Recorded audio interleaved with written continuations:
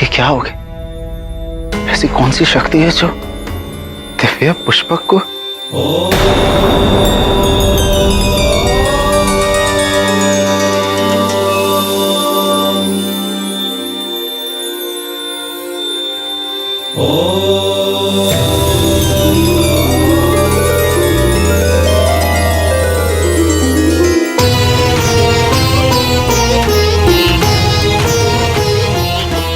ये तो कैलाश है, मेरे महादेव का निवास।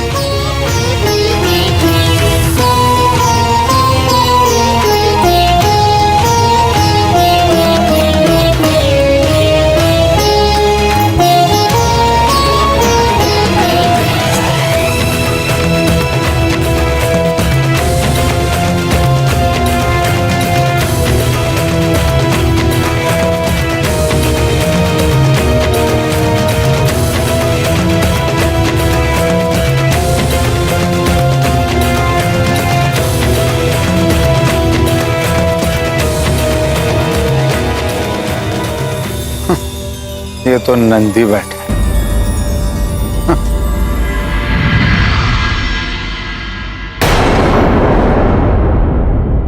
ठहरिए।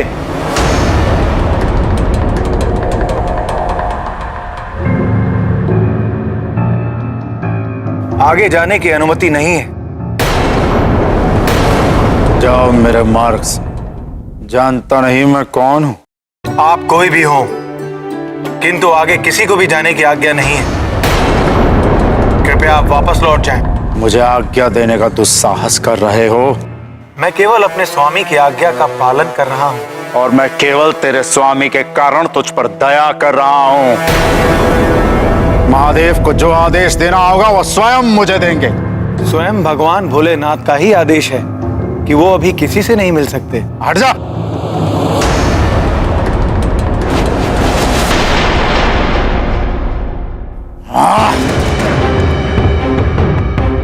जानता नहीं तू क्या अपराध कर रहा है। महादेव के परम भक्त को उनसे मिलने से रोक रहा है। स्वयं को महादेव का बड़ा परम भक्त मानते हो और इतना भी नहीं समझते कि भक्त जब उपासना में हो तो भक्त और इष्ट के बीच में नहीं जाया करते और कैलाशपति के कैलाश में आकर अहंकार का त्याग नहीं करते। स्वयं एक मूढ़ पशु होकर मुझे शिक्षा दे रहा है। चल हट। भगवान भोलेनाथ अपने भक्तों के भाव को देखते हैं, उनके रूप रंग और आकार को नहीं। स्वयं को महादेव का सबसे बड़ा भक्त मानते हो तो ये कैसे भूल गए कि कैलाशपति महादेव का एक नाम पशुपति भी है। वे सृष्टि के सारे जीवों के अधिपति हैं और सृष्टि के सारे जीव उन्हीं की शरण में जाते हैं। मैं चाहूं तो अभी तुझे कठोर दंड देकर सदा के लिए शांत कर दूं, पर तेरे जैसे तुच्छ पशु से उलझकर मैं जगत में निंदा का पात्र नहीं बनना चाहता। तू मुझे मेरे आराध्य के दर्शन से नहीं रोक सकता। चल हट जा।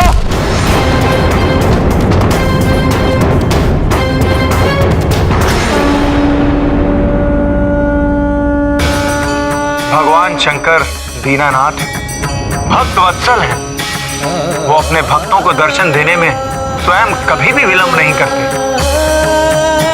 किंतु आज महादेव के दर्शन नहीं हो पाएंगे। इस मर्यादा को समझिए और वापस लौट जाइए।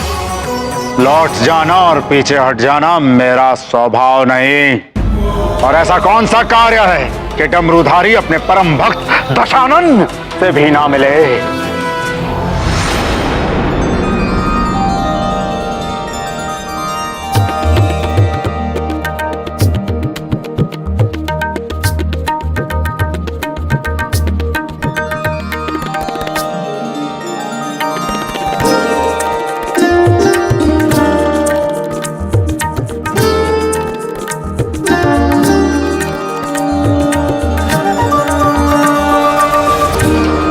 भगवान भूतपति माता जगदम्बा के साथ एकांत में क्रीड़ा मग्न है। इसी कारण कैलाश में किसी का भी प्रवेश वर्जित है। क्यों मेरा मार्ग रोक कर अपने काल को निमंत्रण दे रहा है? काल का भय मुझे मत दिखाओ दशानन। स्वयं भगवान महाकाल और महादेवी आदिशक्ति को अपनी पीठ पर उठाकर चलता हूं। और ये भी समझ लो कि नंदी किसी भी स्थिति में तुम्हें अपने स्वामी की आज्ञा का उल्लंघन नहीं करने देगा।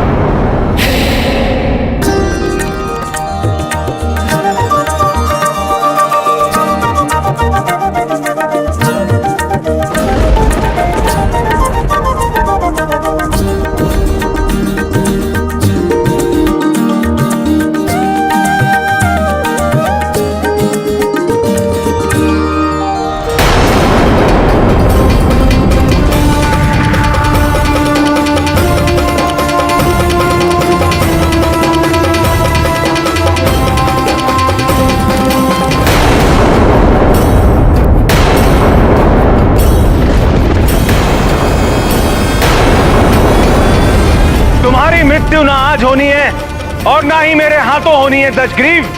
तुम व्यर्थ ही मुझसे संघर्ष करके केवल महान पीड़ा के भागी बनोगे।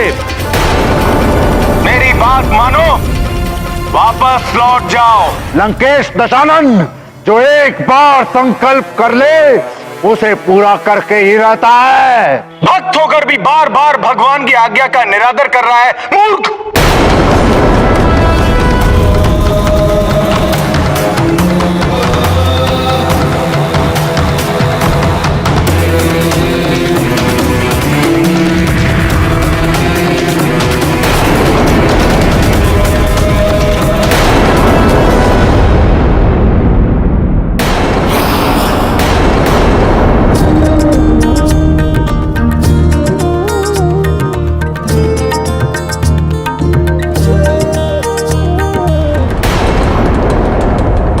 मैं तो तुझे बैल समझा था, पर तू बैल नहीं वानर है। हाँ, वानर है तू। वानर के समान फुड़कता है, वानर के समान उछलता है। तेरा बल तो वानर जितना भी नहीं, और चला है लंकाधिपति दशानन का परास्त करने।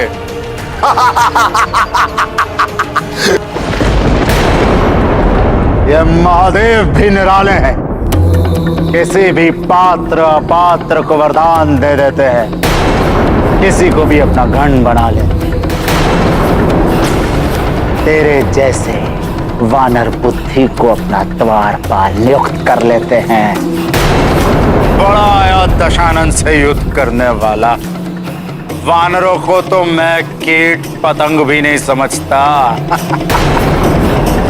वानर बुद्धि।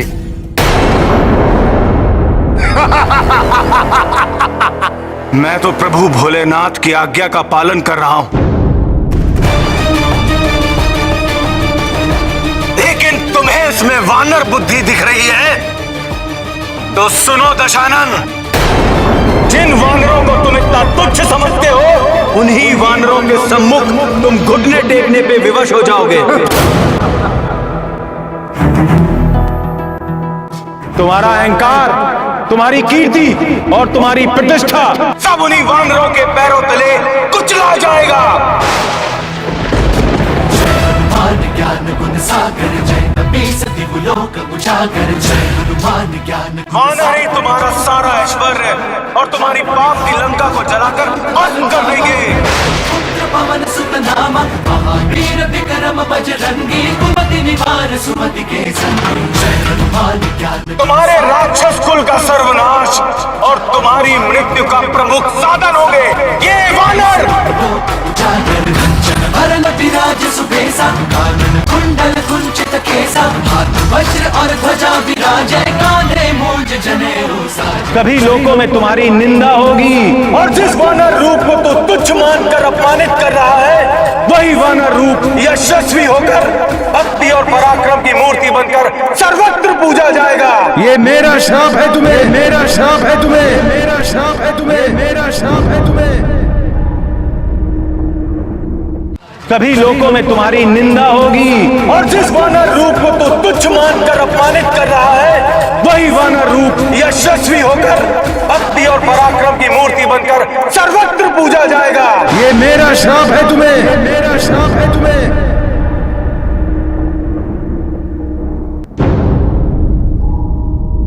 ये गूंज कैसी है प्राणनाथ? यह सत्य और न्याय की गूंज है प्राणप्रिय। हमारे सर्व समर्थ भक्त नंदी ने एक अशिष्ट को उचित दंड दिया है।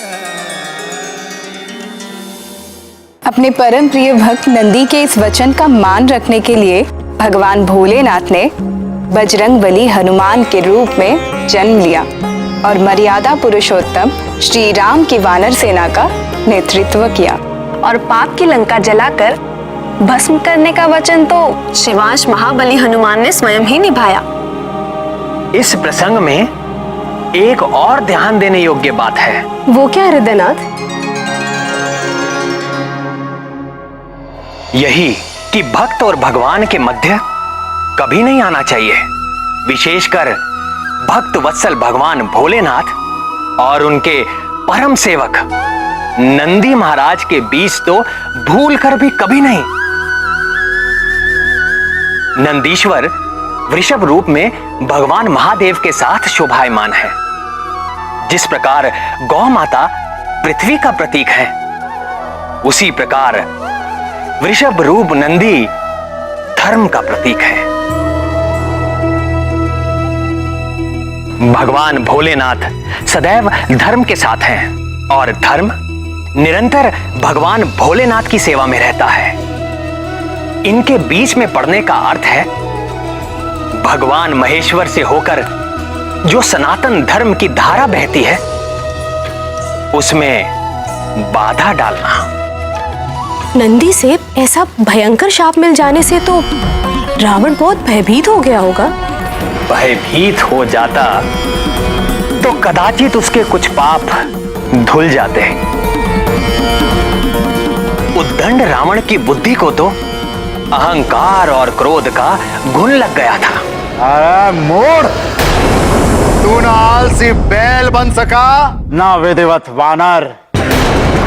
तू क्या समझता है मैं तेरे तुच्छ शाप से घबरा जाऊंगा? वानरों से भयभीत होकर प्रार्थना क्षमा प्रार्थना करूंगा। तूने अभी मेरी शक्ति देखी नहीं है, परंतु तुझ पर बल का प्रयोग करके मैं अपनी शक्ति को व्यर्थ नहीं करना चाहूंगा।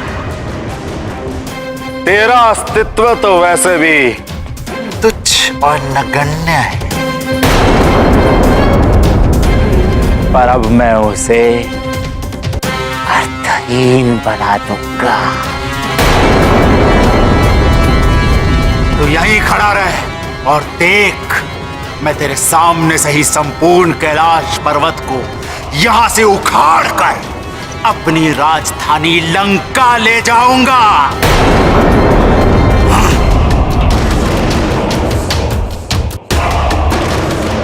हे महाकाल, मैंने इन्हें रोकने का बहुत प्रयत्न किया, अब आप ही हमारी सहायता करें प्रभु।